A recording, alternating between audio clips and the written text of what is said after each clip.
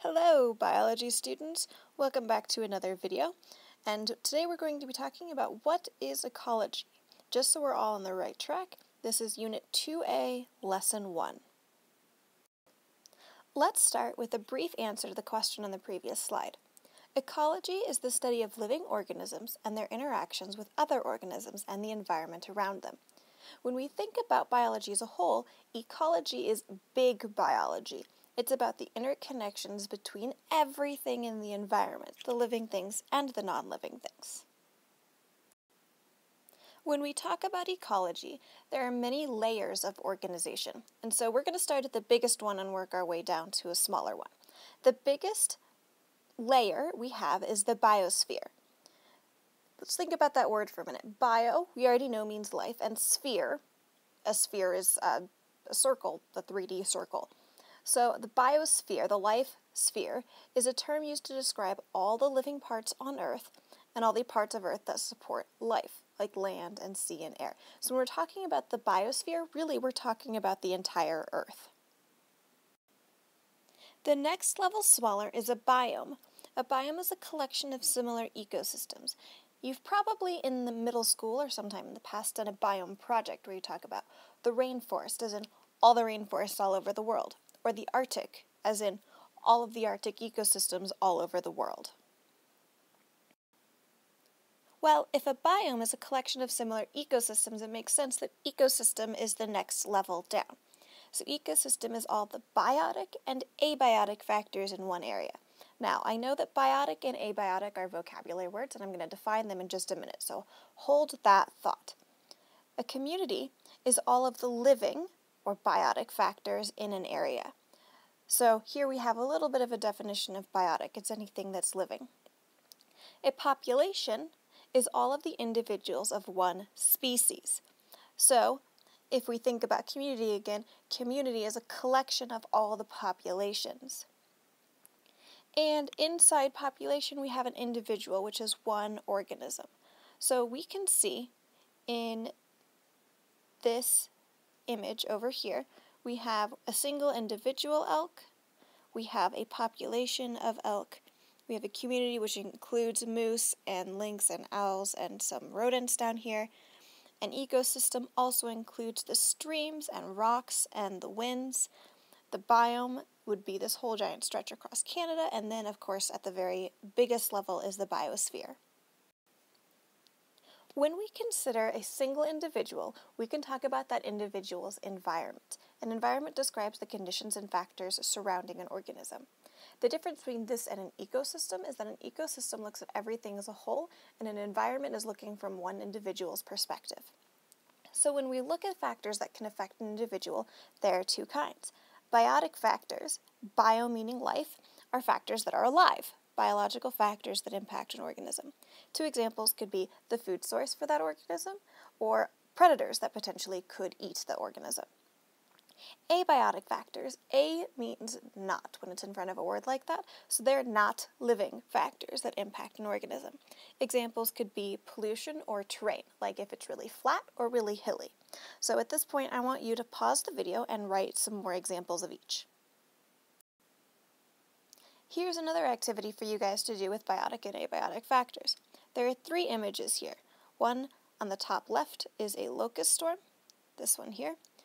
This one here is a dust storm, and this is a bunch of trash that this poor guy is pulling out of the ocean. So, here again, I want you to pause the video and label each video as biotic or abiotic.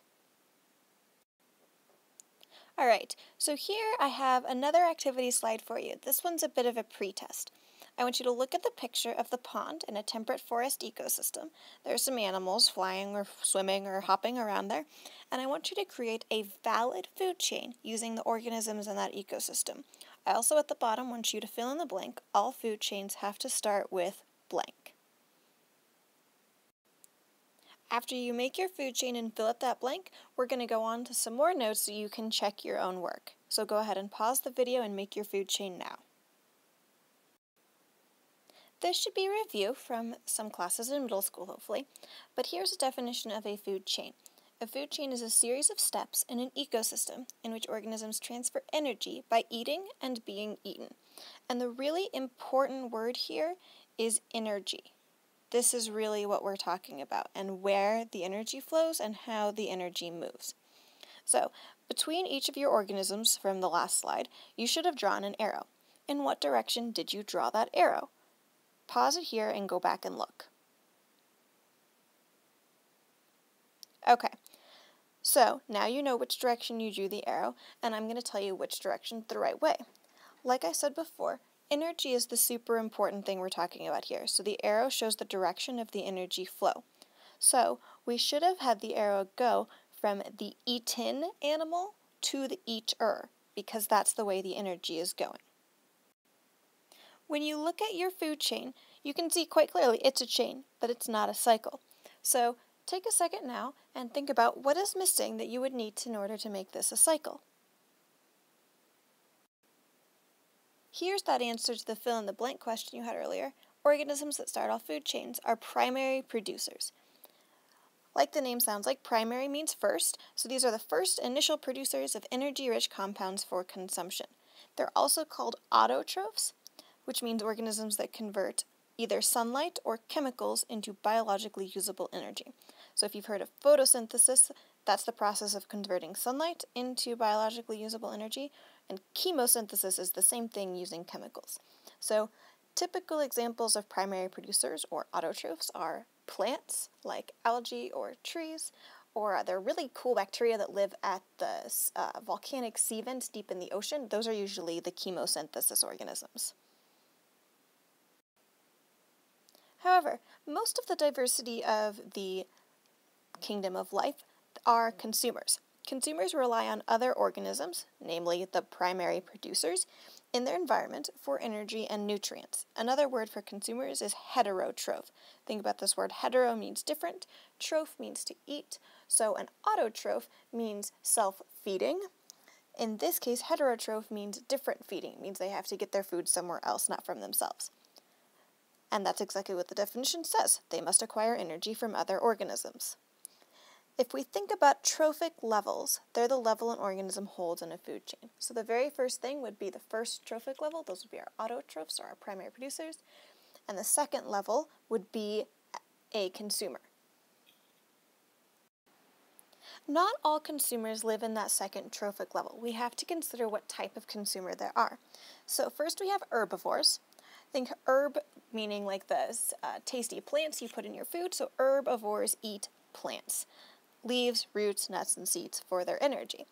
These consumers do exist in the second trophic level. However, carnivores, think about it in Spanish, carne means meat. So carnivores are meat eaters. They kill and eat other animals to get their energy. So carnivores would actually be in a third or possibly a fourth trophic level because they're eating an animal that ate a plant.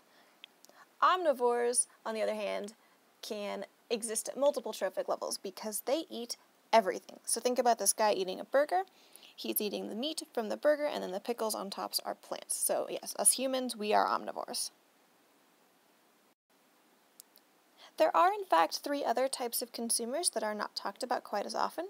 Scavengers are animals that consume the carcasses of animals that have already been killed by other predators. So when we talk about a carnivore, they kill their food and eat it like the lion did. Whereas these vultures look for carcasses that other carnivores have left behind.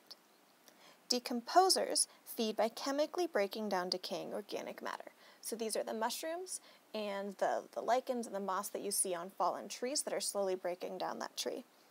And detritivores, like the slug down here, consume small pieces of detritus created by decomposers. So decomposers create large pieces, and detritivores really finish breaking it all down.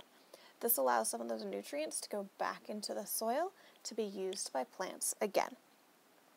So that is our introduction to ecology. We'll talk a whole lot more about these different consumers and producers and how they interact with each other and their ecosystems in later videos. Thank you for watching.